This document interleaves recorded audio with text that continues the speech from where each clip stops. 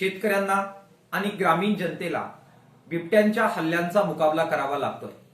गेल्या सबंध 10 महिन्यामध्ये तब्बल 47 ठिकाणी अशा प्रकारच्या हल्ल्यामध्ये मनुष्याचा जीव हा त्यांना गमवावा लागलेला आहे। या अत्यंत भीषण घटना घडलेल्या आहेत।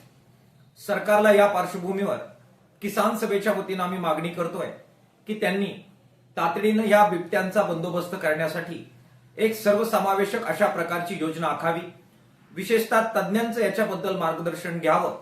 जंगलात शेळ्या सोडण्यासारख्या हास्यास्पद योजना करून बिबट्यांचा उपद्रव थांबवता येणार नाही हे लवकरात लवकर लक्षात घ्यावं आणि वन्यजीवांचा अधिवास, त्यांच्या हालचाली, त्यांचं जीवन यांचा सखोल अभ्यास असणारे जे प्राणी तज्ञ आहे, जंगलचा अभ्यास असणारे तज्ञ आहे, त्यांचं मार्गदर्शन घेऊन एक व्यापक अशा प्रकारची योजना या संदर्भामध्ये कार्यरत करावी अशा प्रकारची मागणी किसान सभेच्या वतीने आम्ही करतोय।